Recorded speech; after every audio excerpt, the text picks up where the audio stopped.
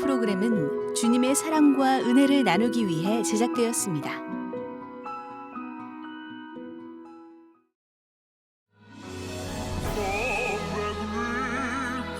오페라마라는 새로운 장르를 만들어 클래식계의 이변을 일으키고 있는 바리톤 정경. 지난주 반창고에서는 아름다운 찬양과 함께 문자에서 클래식계의 스타로 성장하기까지의 진솔한 삶의 이야기를 들어봤습니다. 담임 선생님 듣고 계시죠? 자, 그래서 그때 당시에 클래식을 가르치는 교수로, 뮤직비디오를 만드는 가수로, 전문 분야에서 왕성한 활동을 하는 성악가이자 한 교회 성가대의 지휘자인 정경. 그가 바라보는 우리 기독 문화에 대한 솔직한 이야기. 정경 교수의 올바른 기독 문화, 지금 들어보겠습니다.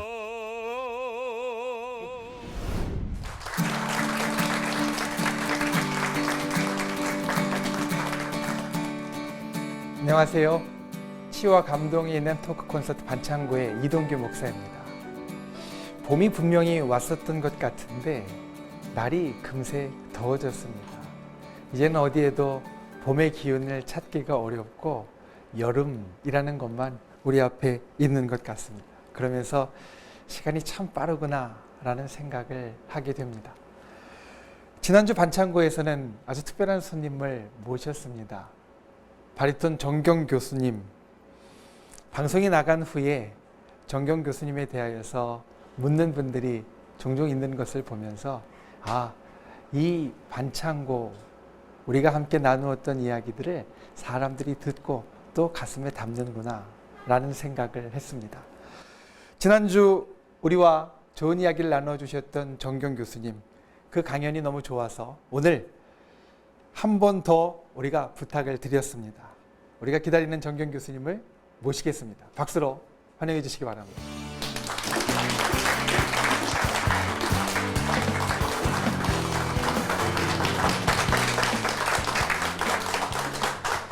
안녕하세요, 교수님. 예, 한 주 동안 잘 지내셨습니까? 네, 잘 지내셨습니까? 네. 지난주 나갔던 방송을 보고 혹시 무슨 반응을 좀 받으셨나요? 예, 제가 아무래도 좀 적극적으로 표현을 하다 보니까 이 분위기 자체가 좀 업되는 건 좋았는데 좀 더 이렇게 진솔하게 좀 다운돼서 해야 되지 않는가 그런 얘기도 들었고 뭐 좋으셨다는 분들도 계시고 저는 아주 제대로 정신 나간 분의 이야기를 들었다라는 이야기를 들었습니다.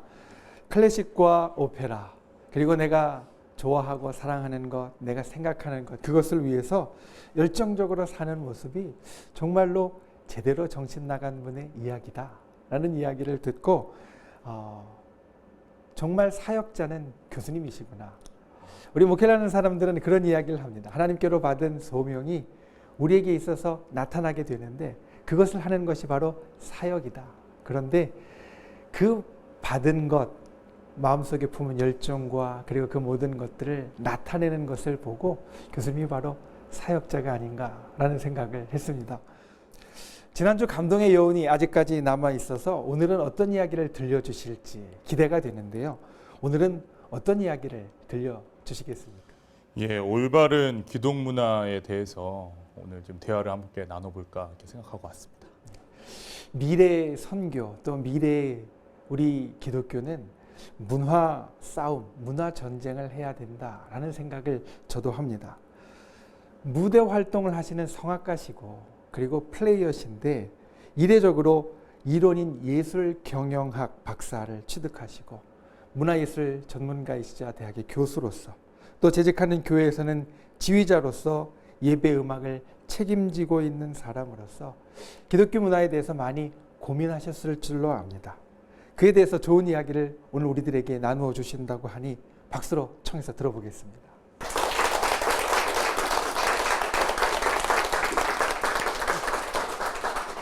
예, 제가 평신도로서 올바른 기독 문화란 무엇인가, 기독교 문화란 무엇인가 이 주제를 받았을 때 저에게 시련이 왔구나 라는 생각이 들었습니다.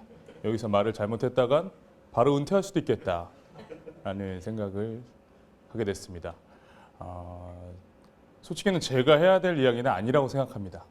예, 신학을 연구하시는 우리 학자분들과 또 우리 목사님들, 저명한 또 우리 전문가들이 계신데 저는 그냥 건방지지만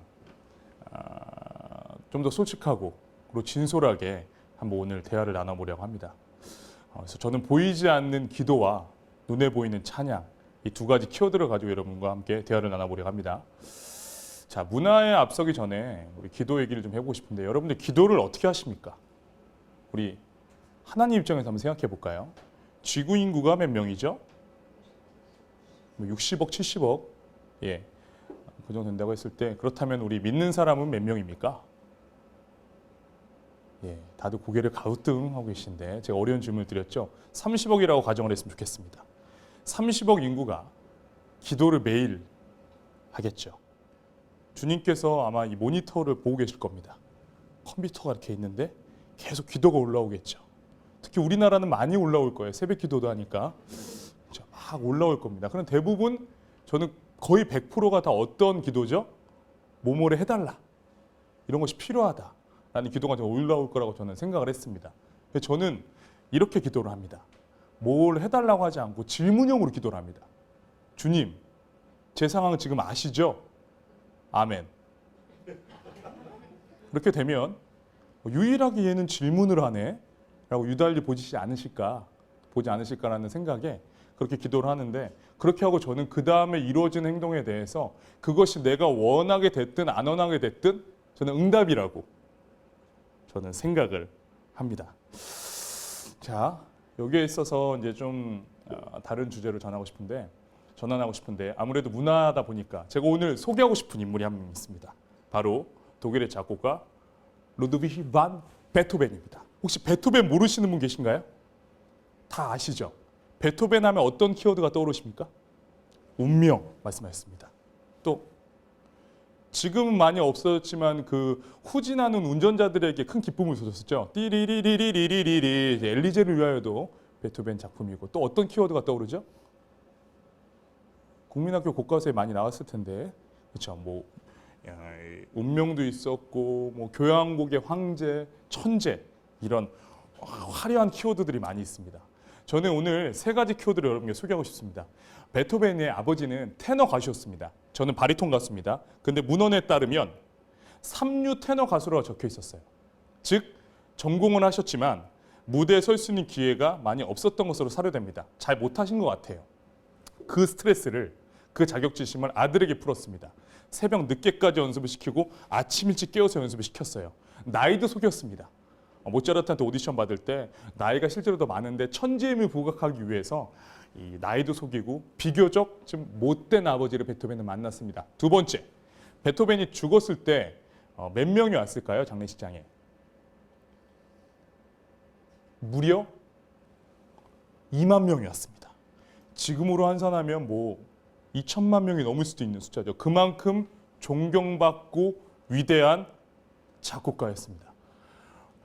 세 번째, 베토벤은 결혼을 하지 못했습니다. 왜 결혼하지 못했을까요? 못생겼나 봅니다. 예, 아주 단순한데 이유를 찾을 수가 있는데 그래서 그는 그 본인이 이제 작곡가, 메이저가 작곡가이기 때문에 개인 레슨을 통해서 만나는 귀족의 딸들에게 연애의 감정을 느꼈습니다.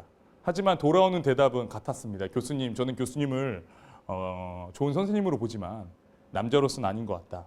그래서 결과적으로는 결혼이 성사되지 못했다고 합니다. 물론 또 귀족이기 때문에 계급이 달라서 그런 문제도 있었겠지만 결과적으로는 결혼하지 못했습니다.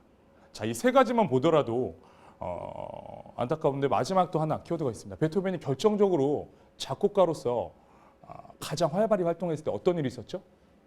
예, 그렇죠. 청각을 상실했습니다. 귀가 들리지 않게 됐습니다. 그 전에 베토벤이 작곡했던 곡들을 보면은 그 전 세대 작곡가도 그렇고 후도 그렇고 교향곡이라면 어떤 악기가 들어가나요? 인간이 손으로 키는 스트링, 바이올린, 첼로, 비올라, 콘트라베이스, 그렇죠? 두 번째는 인간의 호흡으로 부는 클라리넷, 호른, 트럼펫, 트럼본. 마지막으로 손으로 때리는 타악기. 세 가지의 악기가 합쳐져서 이 교향곡이 작곡이 됐는데 베토벤이 귀가 전혀 안 들렸습니다. 작곡가에게 귀가 안 들린다는 건 어떤 걸 의미할까요? 상상하지 못하는 슬픔입니다. 자, 그런 상황에서 베토벤이 작곡한 곡이 있습니다. 바로 뭐죠? 예, 교향곡 합창입니다. 찬송가에 들어가 있죠. 기뻐하며 경배하세 영광의 주 하나님. 그 멜로디가 바로 합창의 주요 멜로디입니다. 저는 성악가입니다. 어디 가서 협연을 하거나 오페라를 쓰게 되면 항상 주인공 솔로로서만 노래합니다. 오케스트라는 뒤에 있고 반주고 지휘자 선생님이 옆에 있어서 그 사인을 주고받으면서 하는데, 베토벤은 귀가 완전히 잃어버렸을 때 그 전에 프레임인 스트링, 현악기, 관악기, 그렇죠, 타악기, 이 세 가지 합쳐진 거 외에 인간의 목소리를 처음으로 악기화했습니다. 그래서 오케스트라 뒤에 합창단이 서서 교향곡 합창을 발표했습니다. 그는 합창을 발표할 때 직접 초연으로 지휘를 했습니다. 자, 4악장까지 끝났어요. 어떻게 됐을까요? 뒤에는 난리가 났습니다. 처음 이 곡을 들은 관객들은 엄청난 환호성을 베토벤에게 쏟아부었습니다. 하지만 베토벤은 귀가 들리지 않았어요. 그는 두려웠습니다. 눈을 감고 고개를 숙였습니다. 자, 귀가 들리지 않고 눈까지만 고개를 숙이니까 이걸 어떻게 해요? 앞에 있는 오케스트라 단원들은 답답했습니다. 아, 저걸 보여줘야 되는데 어떡하나. 결국은 보다 못해 악장에 올라가서 베토벤은 고개를 들게 해주고 이 관객들을 보여줬습니다. 보라, 당신이 작곡한 이 곡이 우리에게 얼마나 큰 영광인지를. 베토벤이 과연 귀가 안 들린다고 작곡을 못했을까요? 베토벤이 귀가 들렸을 때 좋은 소리만 들었을까요? 그렇지 않습니다. 그를 싫어하는 비평가도 있었고 그의 작곡을 음해하는 사람도 있었습니다. 오히려 귀가 안 들리니까 그런 것들을 못 듣게 돼서 더 집중할 수 있었을 겁니다. 하지만 최악의 상황에서 그는 결국 그 안에서 문화를 만들었습니다. 인류 역사상 가장 보물 중 하나라는 합창 교향곡을 말이죠. 저는 여기서 기독문화에 의문을 제기하고 싶습니다. 저는 제가 성가들을 지휘할 때, 찬양들을 지휘할 때 이렇게 이야기합니다. 늦게 오시는 분 찬양도 오지 마세요.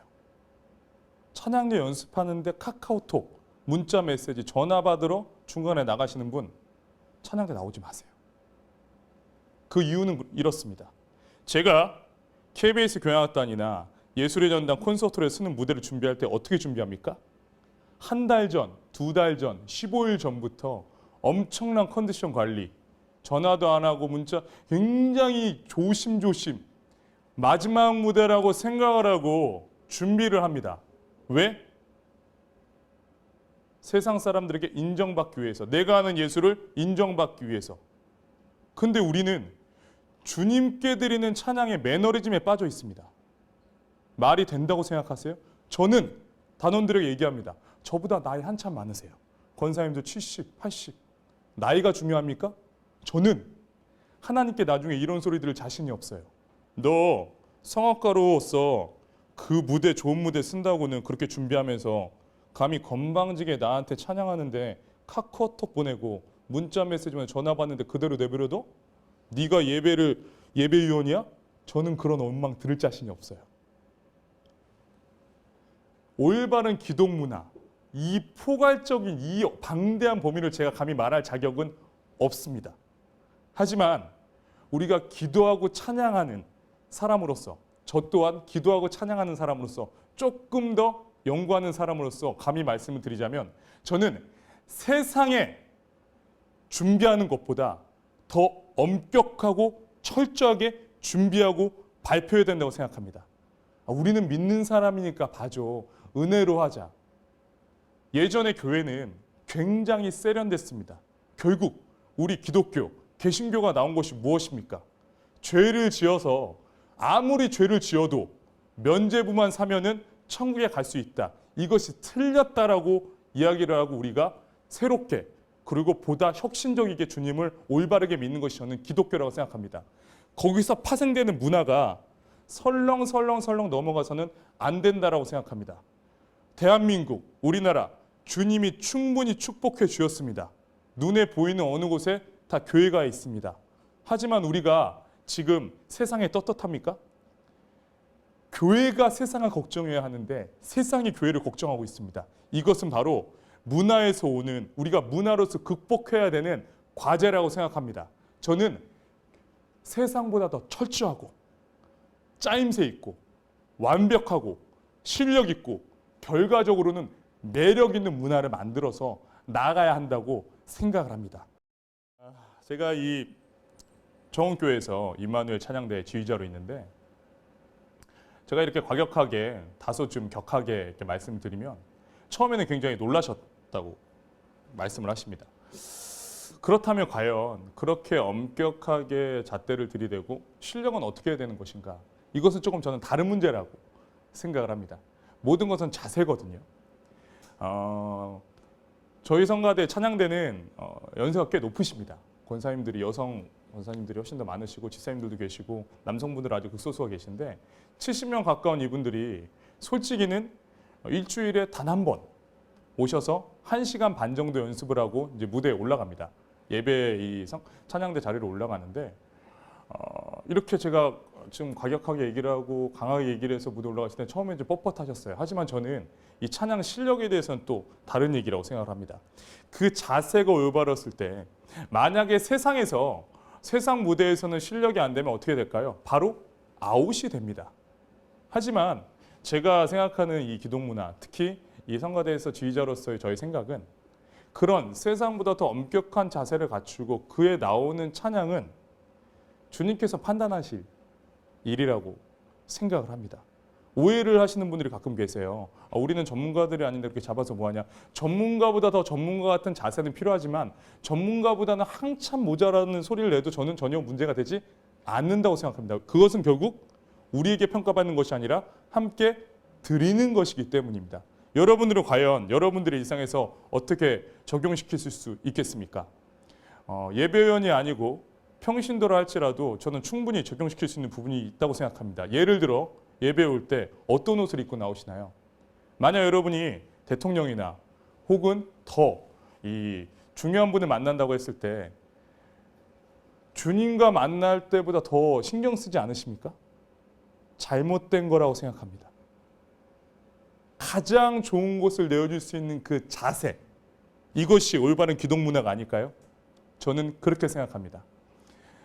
지난주에 제가 오페라마에 대해서 설명을 하면서 저에 대한 이야기를 나눴습니다. 우리나라 가수들이 전 세계 성악가로서 엄청난 활약을 하고 있습니다. 제가 좀 충격적인 소식을 한번 들었어요. 백인들이 우리가 이제 노래를 할 때 이런 생각을 한다고 합니다. 너 노래 참 잘한다. 그래 1등 줄게. 이렇게 무대 좀 쓸래? 이 그랜드한 이런 무대에 소모품으로 사용한다라는 이야기를 들었습니다. 이 배역을 많이 맡으면 목이 상해서 금방 소모가 되는데 1등을 주고 우리 가수 자국의 가수는 아끼고 근데 우리는 그걸 기회라고 생각하기 때문에 갔다가 목이 상하는 경우를 들었다고 하고 두 번째는 너희들이 아무리 그 역을 잠깐은 잘할 수 있지만 그 문화를 모르기 때문에 흉내내는 것뿐이야. 그냥 원숭이로 보여 라는 얘기를 또 들은 적이 있습니다. 제가 참 그 얘기를 듣고 눈물을 흘린 적이 기억이 나는데요. 그렇다면 우리가 슬퍼해야만 하는 일입니까? 저는 그래서 저는 오페라마를 통해서도 올바른 기독 문화에 접근하려고 노력을 합니다. 제가 최근에 오페라마로 올린 작품은 오페라마 코피노입니다. 여러분 혹시 코피노를 알고 계시나요? 필리핀에 있는 한국인 아버지를 둔 아이들입니다. 무려 3만 명에서 5만 명 가까이 지금 있다고 합니다. 한국 남성들이 여행을 가서 그쪽에 필리핀에 있는 여성들과 성관계를 맺고 그 다음에 태어난 아이들. 거기는 천주국가이기 때문에 피임을 하지 않는다고 그래요. 저는 실제로 필리핀 세부에 갔을 때 그 장면을 목격하고 부끄러웠습니다. 한국에 돌아와서 이것을 어떻게 해결할 것인가. 그래서 대학에서 과제로 애들에게 레포트도 내고 결국 작품을 올리게 됐는데요. 그래서 작품을 우리가 잘못했다라는 메시지를 거기에 넣었습니다. 그래서 필리핀에 한국에 거주하고 있는 주한 대사를 모시고 그리고 코피노도 초청을 해서 여러분께 우리가 잘못한 부분을 이 지금 티켓 수입과 여러 가지 것들로 보상이 되지 않겠지만 우리가 반성하고 있고 그러지 않겠다라는 메시지를 오페라마로 넣었습니다. 우리는 일본과 미국에게 위안부 문제를 사과하라고 수도 없이 얘기합니다. 하지만 경제 대국이 된 우리나라가 결국 똑같이 다른 나라의 나쁜 짓을 일삼고 있습니다. 이것을 과연 우리는 어떻게 해결할 것입니까? 저는 이런 문화적인 부분을 우리 컨텐츠로 승부수를 던질 수 있는 게 올바른 기독문화라고 생각을 합니다. 같은 한국인이지만 내가 한 게 아니야 라고 제가 부정하는 게 올바른 것일까요? 그렇지 않습니다. 누군가가 잘못한 걸 대신 죄를 지어줄 수 있는 우리의 죄를 대신해서 예수님은 돌아가셨습니다. 그리고 다시 부활하셨습니다. 우리는 예수님을 닮기를 소망합니다. 우리의 문화는 결국 우리를 표현하는 것입니다. 우리가 이제 주님께서 더 축복하시고 영광을 내려주실 수 있는 나라가 되려면 우리보다 아픈 이웃을 돌아볼 수 있고, 그리고 나라 안에서는 세상보다 더 철저하고 강력하고 짜임새 있고 매력적으로 해 나아가야만 이길 수 있다고 생각을 합니다. 믿는 것이 단순히 은혜가 되고 모든 것이 다 포용하는 게 아니라 때로는 세상에서 가장 리더로서 영향력을 끼칠 수 있는 것도 중요하다고 생각합니다.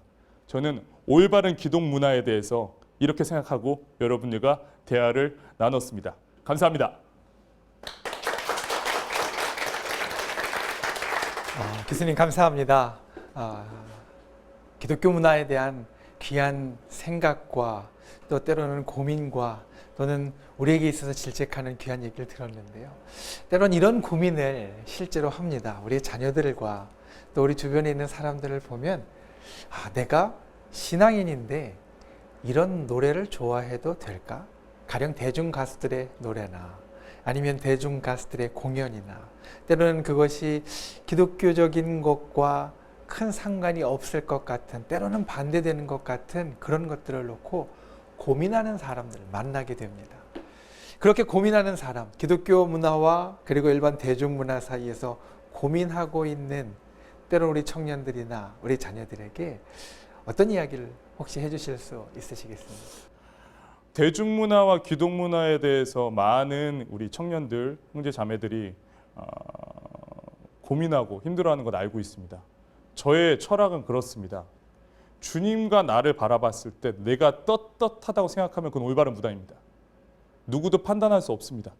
내가 랩으로 찬양을 했을 때 옛날에는 안 되는데 지금은 될까? 누구도 정죄할 수 없고 판단할 수 없습니다. 철저하게 연구하고 고민해야 됩니다. 사탄은 우리보다 똑똑합니다. 우리가 정신을 차리지 않고 서 있지 않으면 어떠한 각도에서 어떻게 들어올지 저는 모른다고 생각합니다. 그렇기 때문에 연구하고 고민하고 올바르게 실천하는 것, 한마디로 정리할 수는 없지만 저는 우리 믿는 형제자매들 또 우리 자식들에게 그런 부분에 대해서 더 세상보다 신경 써서 공부하라고 하고 싶습니다. 기독교 문화의 올바른 방향을 위해서 그리고 그것을 꿈꾸는 많은 성도님들과 교회에 앞으로 큰 도움을 기대하겠습니다. 감사합니다. 네.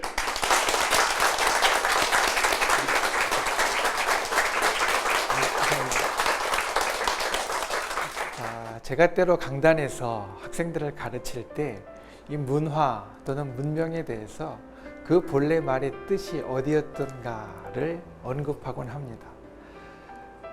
문화, 문명이라는 말은 본래 그 어원적으로 보면 도시라는 곳에서 나왔습니다. 도시라는 말은 사람들이 모여 사는 곳이고 사람들 간의 여러 관계가 발전되는 곳입니다. 그러니 문화라는 것은 본래 기초적으로 사람들 사이의 일이라고 말할 수 있을 겁니다.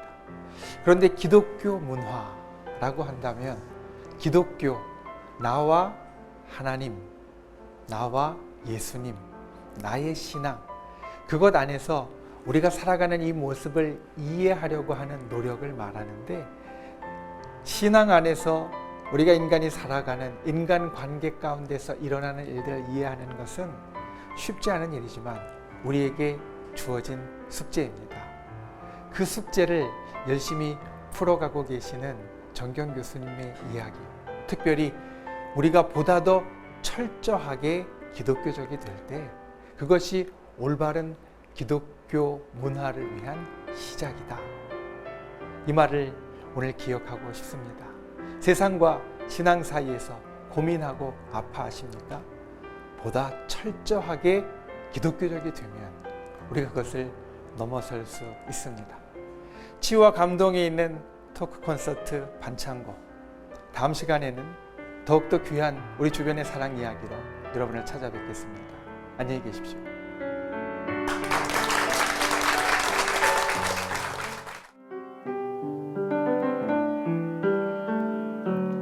엎드려 기도하면 주님이 들으시리. 모든 것 협력하여 선하게 이루어지리라. 내 곁에 주 계시니 두려움 전혀 없네. 주님 나 사랑하니 세상이 감당 못하네. 이 방송을 보시고 영상 선교에 참여하실 분은 ARS 060-800-1111번을 눌러주세요.